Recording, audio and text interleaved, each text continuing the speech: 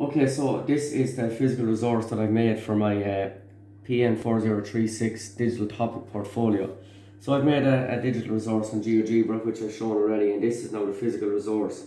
I've been given the topic linkages, and when talking to the students in the breakout rooms, they felt that the visualization part would be the most difficult for students. Even they have difficulty visualizing the locus of the slider as the crank moves along, as the link moves along the crank. So I made this at home, and it's fairly straightforward. There's not much to it. It's just there's two plates of aluminium. These two plates are held with two flathead screws. There's a handle on the back. This is joined. This is a Phillips screw here is joining the handle to this plate, and this group screw here is joining this slider to this crank.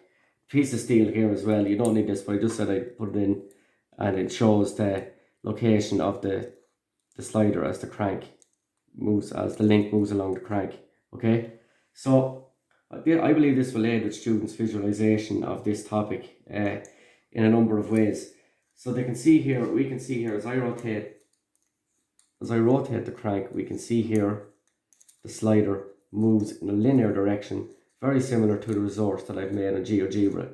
Okay, so the students will be able to do this themselves. It's very simple. I'm just turning this handle at the back, and this handle in turn is turning the crank, and the crank is turning the link or the slider, and it's moving up and down, and it's showing us the path. So it's showing us the path. Again, it's very similar. If you look at my GeoGebra file, it's very similar. This is a square. It's showing us the path that's forming. Okay, so we can just see here as the crank rotates, and the crank is rotating, the link is moving in a linear direction up and down. And again, this is a simple crank.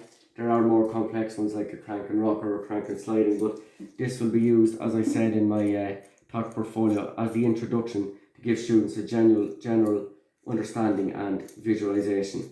So this is my physical resource. Thank you.